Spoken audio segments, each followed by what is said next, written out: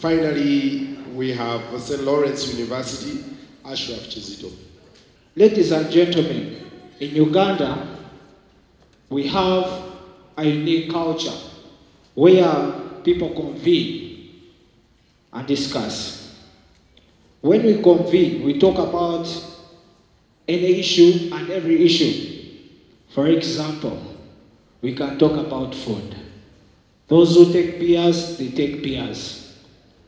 Those who have money, they talk about money. We politicians, we talk about politics. Accountability, because the government is corrupt. Ladies and gentlemen, these things always happen in bars, markets, mosques, churches, and weddings. Ladies and gentlemen, we had another issue which is undermining the duties of citizens. This is under national objectives and directive principles of the state policy. We have listened to you. However, you have no case. In those 4 minutes they've given you, yes, we know how to speak, assembly, and so on. Is that why we are here to listen? You have no case. Please, we just want to listen to your case. Thank you. Well, thank you so much. My question was, brevity is the soul of the weight. In this regard, you may analyze the correlation between freedom of association and any event or act. Thank you so much. Before we discuss about freedom of speech, you should first bring facts to the House. How? Because the law is not as old as mankind. Are we supposed to enjoy our freedom as we used those days of the state of nature of the rock jungle, or as or currently where we are under the rule of law after the social contract? Thank you very much, our Alex Speaker. However, my humble inquiry to you is that, with very clear evidence, would you cite when the President stopped the religious leaders from talking about Ugandan politics? Thank you. Okay, thank you so much, Presenter. I want to actually inform the Speaker who just quoted that the President warned religious leaders to not use churches as platforms for politics. I think, to me, he was right. Thank you. The topic of today is well stated that freedom of speech, expression, and association in Uganda. Which way forward? So may you please give us the way forward? Thank you. Personally, my way forward is my quest to find the real definition of the word democracy, because each and everything is rotating on democracy. With the youth, let us go back and get the meaning of democracy. Thank you. Thank you very much. Thank you very much, the panelists. Can I have a round of applause for them? We're opening up to you. All right, 1 minute. I'll start with the front table. It's good to sit at the front. The sun shines on you first. Kampala University, Chambogo University, Bugema. Okay, ladies and gentlemen, my comment is very brief and clear. The people you see in this world walking actually are divided into 3 categories. 1, we have people who make things happen. Secondly, we have people who watch as things are happening. And lastly, we have the group of people who ask what happened.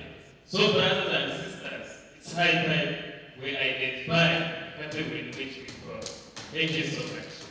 I sleep in RN. But you're not putting on yellow. But the Bible says that open rebuke is better than hidden love. I'm telling you, we really need freedom of speech in Uganda. Thank you so much.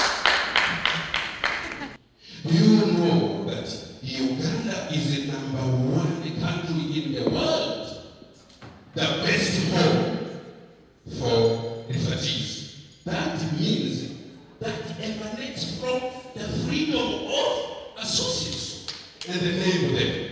So, Honorable House, I want to finish here and say that, for example, prevention of our mama babas from going to officiate in whatever occasion and other isolated examples given do not amount to say Uganda doesn't have freedom of association. Thank you very much. God bless you.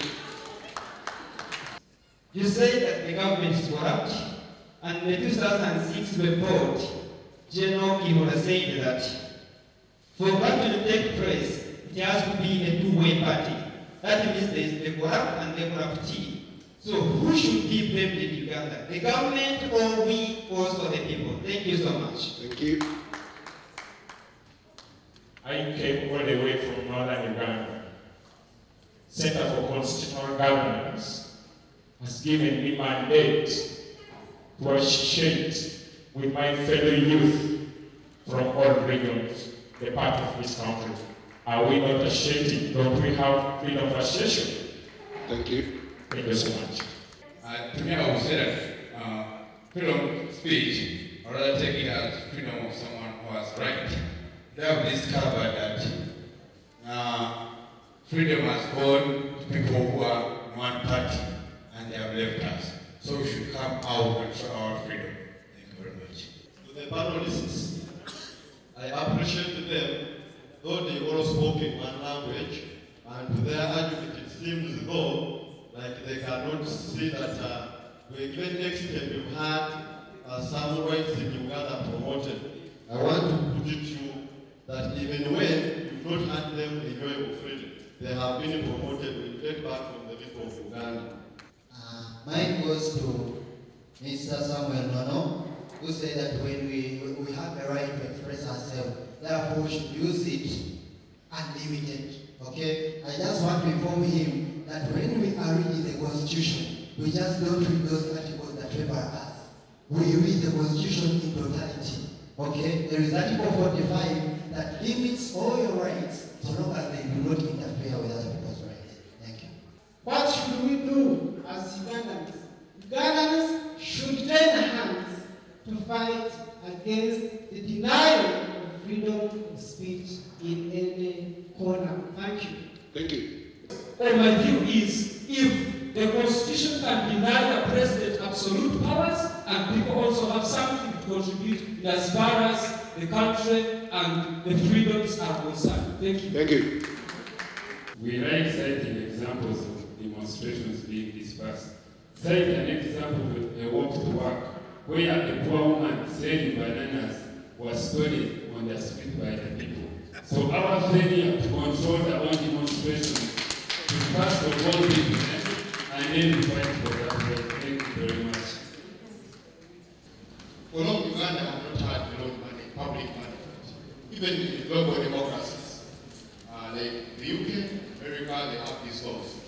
You don't have to go and demonstrate in the market all of a sudden. However, this law must not go to the Constitution. So I think we should look at the provisions that are constitutional, and I think it's even some causes matters before the Constitution. Thank you.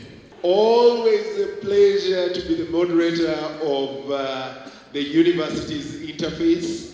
Ladies and gentlemen, viewing us from wherever you're viewing us, this is Kabale. We are in Kabale. From Kabale, I haven't been told that we're going to Gulu. Not sure yet. Ladies and gentlemen, we may be going back to Kabale. It's been a huge pleasure to be the moderator here. I love that moment when everyone feels fired up to say something, and I have to say our time is up. The time we have is for the guys at the front. And then after that, I'll hear from the judges. John Stewart says, without human freedom, there can never be progress in science, law, or politics, which according to Miller requires